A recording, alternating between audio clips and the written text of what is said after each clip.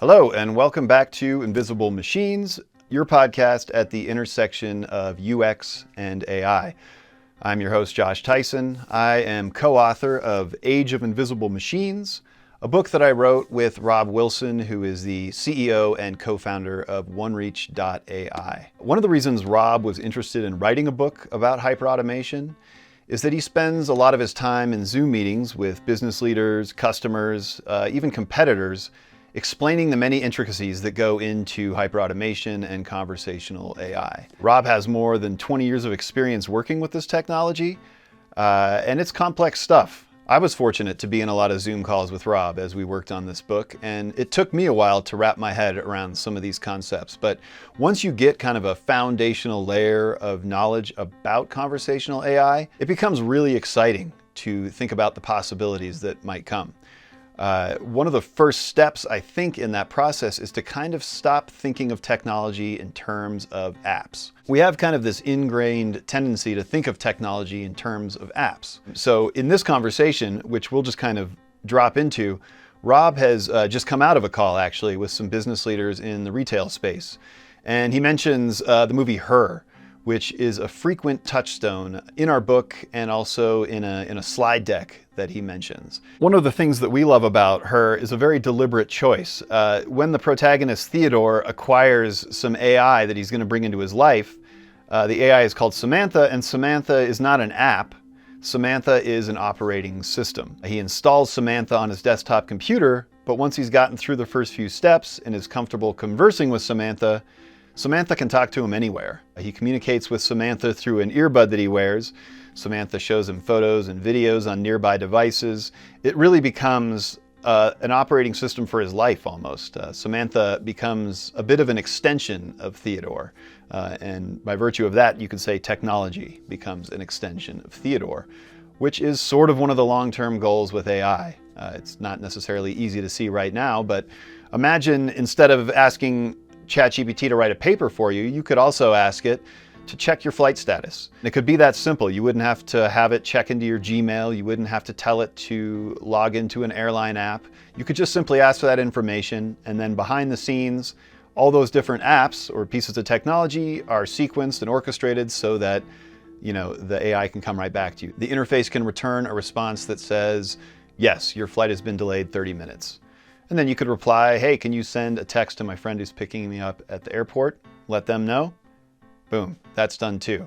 The conversational interface becomes this layer that obscures kind of all the messy technology that clutters up our lives, and certainly that clutters up the insides of most businesses. So I've actually split this conversation with Robb into 2 episodes. On this first one, we will be kind of talking about how to de-appify your thinking.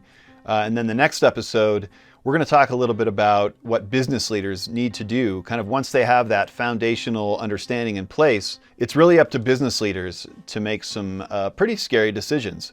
So in episode 3, we'll talk a bit more about that. But for now, let's get into how you can kind of de-appify your thinking around conversational AI and hyperautomation. Enjoy.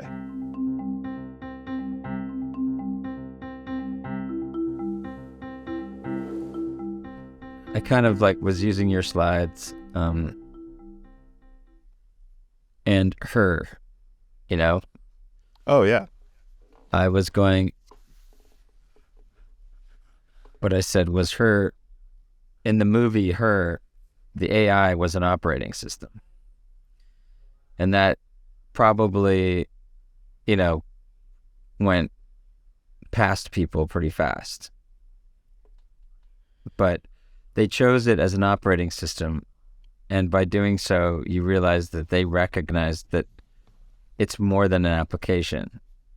It's an operating system transcends all your applications, the same way conversational AI is able to do. And so by them calling an operating system, it was very thoughtful as it not being just another application in a suite of applications.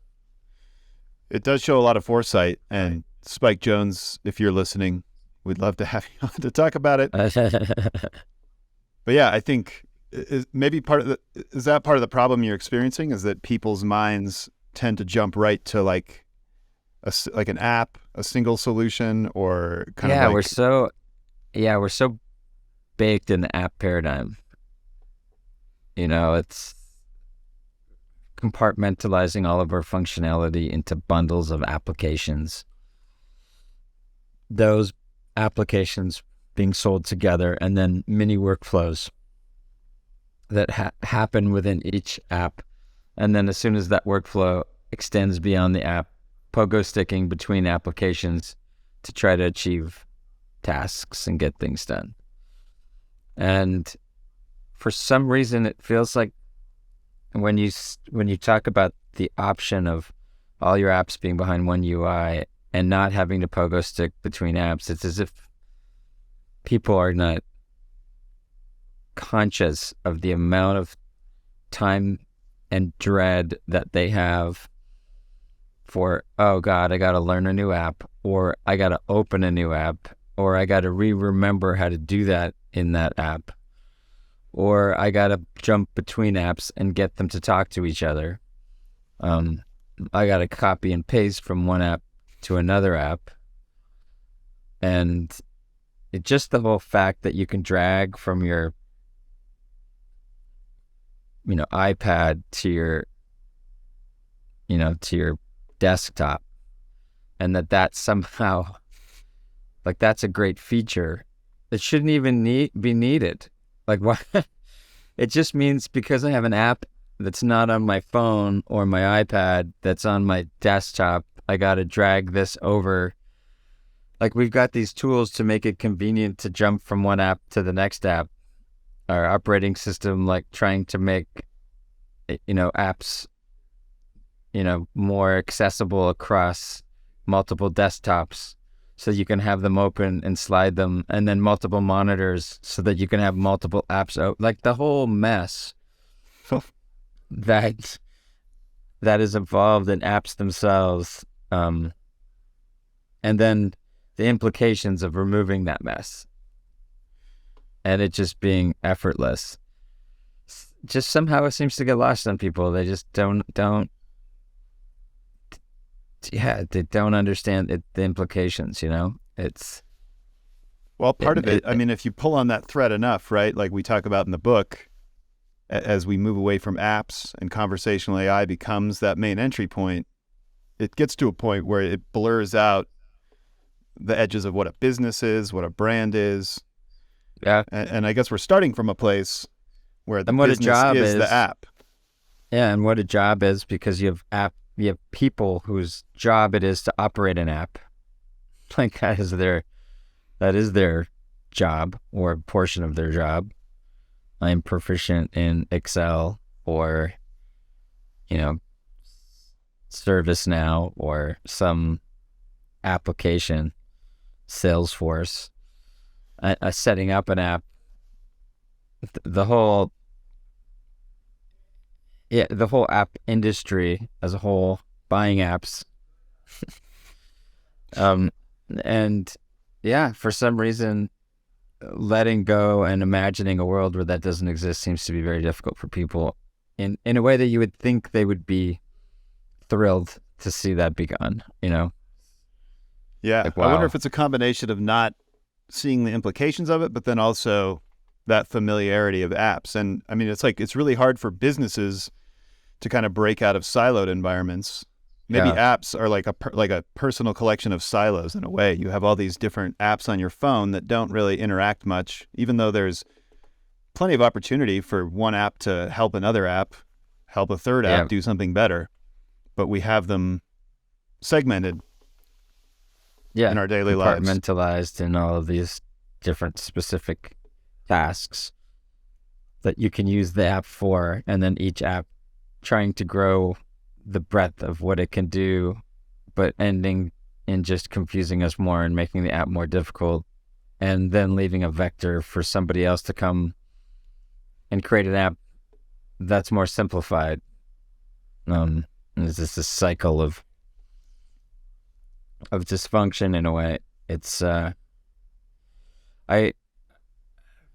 it kind of occurred to me like it's kind of the virtual version of teleportation, Uh-huh. like what if getting from point A to point B, you know, didn't require all the effort? You didn't have to put on your shoes and get an umbrella and then check the bus schedule and then figure out what bus connects to what other bus and then get off the bus, then walk to work. What if you could just teleport, you know, and the implications of teleportation to Uber drivers and like, and there's just something where people are like, no, that's too out there. I'm going to do the Even if you two-step show version it of to them. this. Yeah. Even if you show them, right? It's almost like they say, you mean I could teleport into the Uber? Yeah. Suppose you could. But you kind of missed the point. It's part of the problem then that, Yeah. like you said, you can't, maybe they haven't been shown enough or shown in the right way. Yeah. I think it's a problem that we bumped up against a lot with the book, right? Like we're explaining concepts that aren't really out in the real world a whole lot. There's a handful of companies that are doing measurable things that you can point to, but it's hard to establish that baseline context for what this stuff's going to look like. Yeah, I agree. Showing is everything. It's just let them see what it means. Let them try and use it. There's no question that's a big part of them getting their mental model around it and then starting to,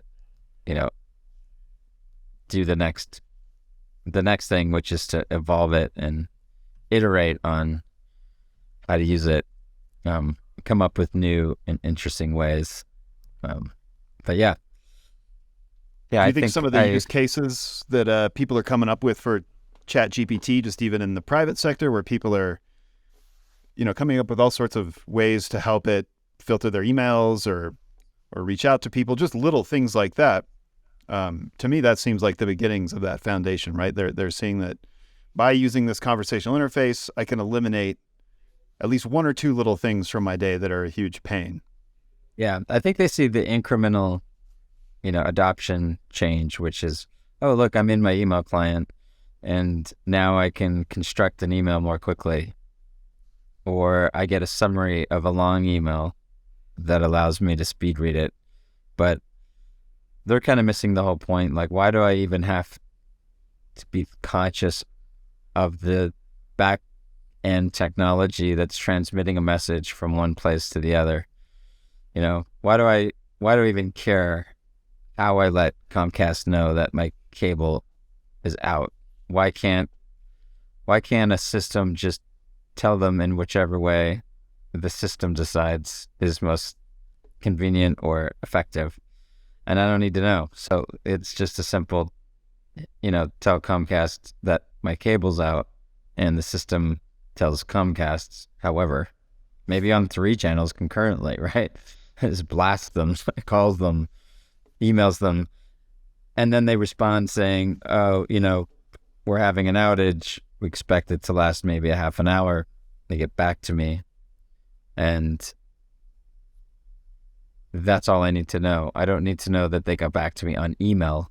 I just need to know that it's an hour, and then it follows up. So that almost represents like the full orchestra. And right now it feels like people are hearing, they're comfortable with the piano sonata. They're not ready to hear every instrument at once. Yeah, it's the incremental improvements over our daily routines, and maybe that's what it comes down to. Maybe it's, maybe most people anchor on their habits and their routines.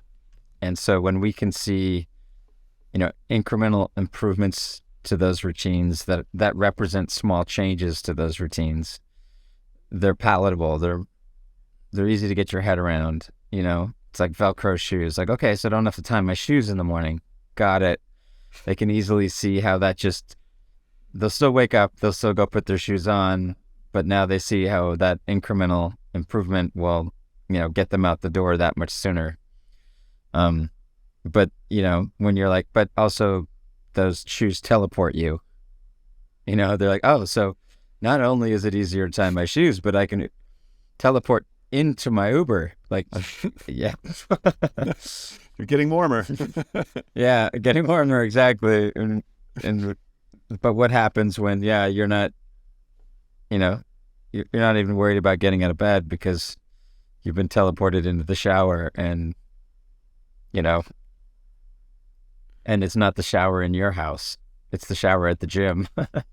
And Well, maybe that's part of the issue is that it's a huge deconstruction of mental models, right? And so you're right. talking about maybe it requires incremental experiences with technology to get people thinking in this headspace, but at the same time, there are things like ChatGPT and market forces that are accelerating everything very rapidly. So it creates a conundrum, right? You need people to fully understand what this technology is going to bring about so that they can make not only important and, meaningful business decisions, but also make the right decisions for how this stuff's going to look 10 years from Yeah. now.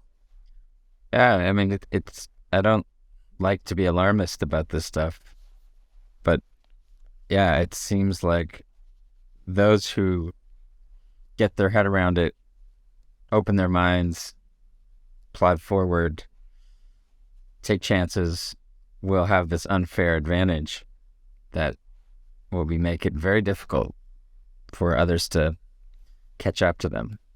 You see it a lot right now with, senior executives being the ones holding things up right now in companies. They're just,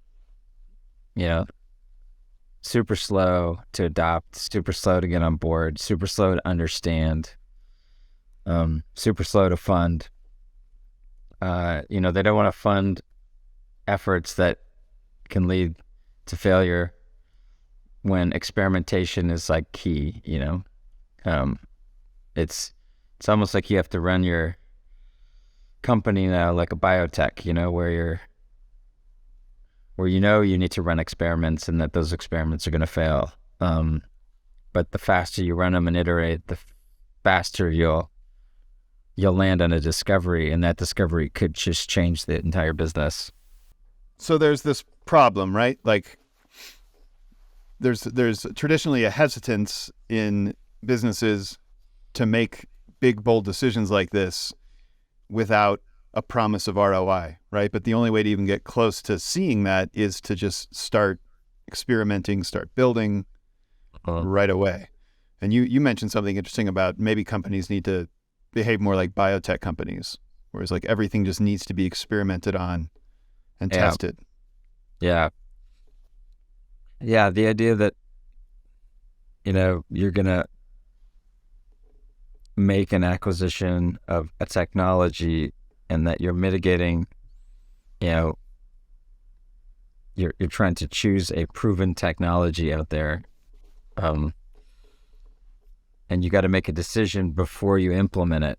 Almost seems like it's just not going to work. You're going to have to implement it, see if it works, try it, and then roll it out, which is, how a lot of software is being built these days and how it's being sold. But you still have those mega vendors out there, those big Salesforce and, ServiceNow and these other ones that have these big kind of rollout decisions up front. So it almost, flies in the face of the whole RFP process and saying, you just got to get in there, play around, make an investment to trying out different things. And then, it just may be a case of, don't choose one, choose them all. Do you think ChatGPT has made things clearer for some of these people, or is it making it more confusing just because there's so much going on? I think it's completely confusing because they don't know. They have this app. This is my opinion. They have this app architecture, right? And this ecosystem of apps by department, apps by, function, what they, this app we have does this thing. And then they look at chat and they're like, where does this fit? Is this an app? And how does this app fit with our other apps? Does it replace email? No, because it doesn't send emails. Does it replace? So they're like, well, where does it fit into our app architecture? And everyone's trying to find out where it fits in that app architecture, and it doesn't.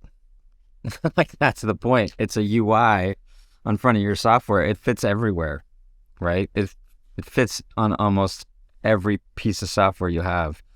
And so I think that's just incredibly confusing for people to see that, right?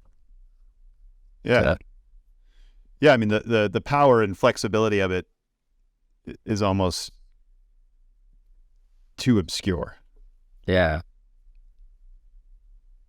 Yeah, I agree. Had to make a note of that. So yeah, this is an interesting idea to me, like that apps are kind of like silos. Yeah. And that they're just, it's just another thing that needs to be broken down. Exactly. In the book, we talk about breaking apps down into microservices or tasks. Like what does this app do exceptionally well? What are the functionalities that can become part of an ecosystem of other functionalities? It's not that it's like the very existence of the app is really what's holding people up in a way. Yeah. Yeah. And in the interesting way, when you look at ChatGPT, and you plug it into your app ecosystem, it actually, in some odd way, does the opposite. It adds another app to pogo stick between. Like, now, in order to construct a document or an email, I got to go to ChatGPT, tell it what I wanted to write, then copy and paste that into my email client or my Word application. And then I construct the document, and then I attach and share the document via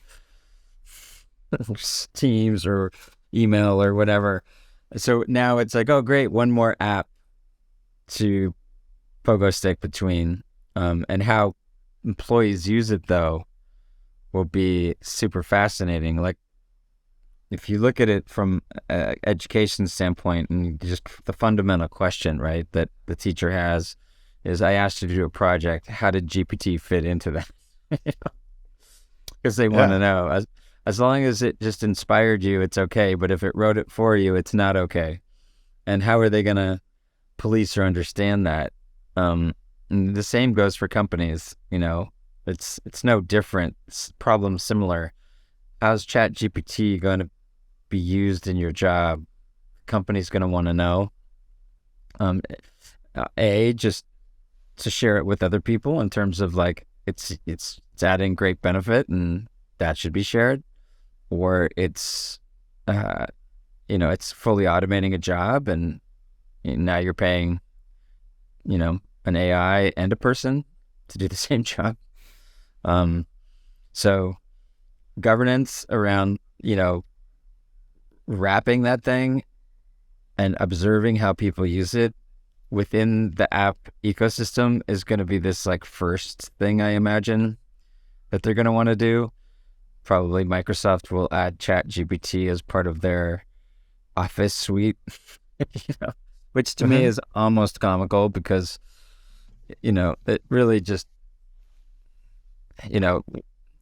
chat and conversational AI should just eliminate all those other apps. There shouldn't need to exist an Office suite necessarily, but we'll see it be included. But maybe that's the laborious kind of first step that people unfortunately might need to see it. If they can open up Word and they can just start chatting with Clippy, and Clippy is putting stuff into a Word doc, and it's also putting it into an email that it's drafting. I think what people would be surprised by, though, and this is a bit of future casting, is how brief that moment is for each person.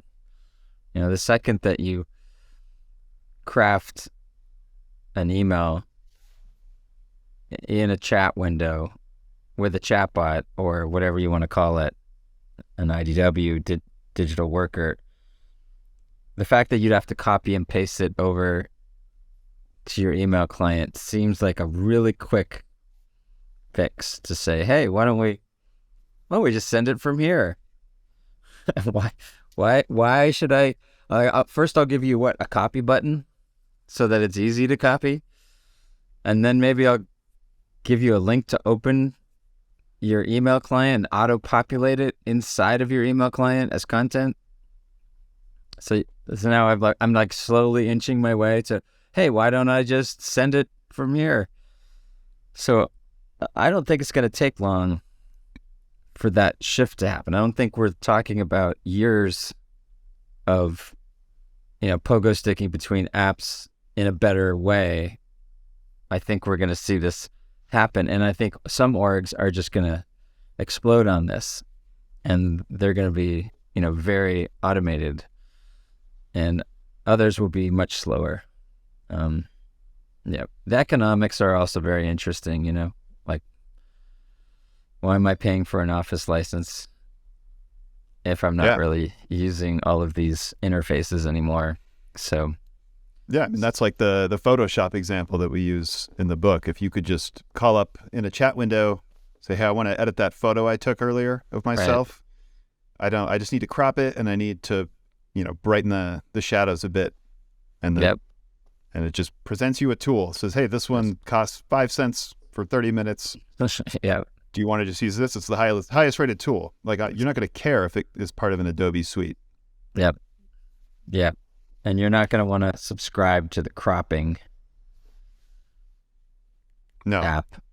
And if the cropping tool is sending you emails about their new features, you'll want a conversational bot to be filtering your inbox and helping you judge if that's something you even want to bother reading. Exactly. I mean, really, what it comes down to is the cropping tool is going to be free because it's easy. And it's only going to be the super advanced capabilities that will have incremental cost, like construct an entire image like DALL-E, right? Where it's, that'll cost a penny, more or less than a penny to construct an entire image. And then cropping will just be on the house, Yeah, it's gratis. It's like the bread on the table. Everyone gets to crop. Yeah. So you see like kind of another hockey stick moment. I know we've talked about like a hockey stick with adoption before. Is there going to be sort of a hockey stick with like realizing what this can actually be? I think it's going to feel like the home phone with the cell phone. It's going to happen in that way where you just wake up one morning and realize, you know what? Most people don't have home phones anymore. Did they make a big stink about it? No. Was it a big moment in their lives where they're like, okay, time to get rid of the home phone? Or did they put it on their calendar and say, on January 2nd, we're getting rid of the home phone? They just moved and said, but they're waiting to get this. Nah. They changed locations, decided they don't need it. Their phone broke and they just didn't replace it with another one. I think each person's got a story on how they eliminated their home phone. But yeah, just no one misses it. Well, very few, Yeah. It's just going to happen. And the same's going to happen here. You're just going to send your email from your chat, and then you're going to log into your email tool the next morning out of habit.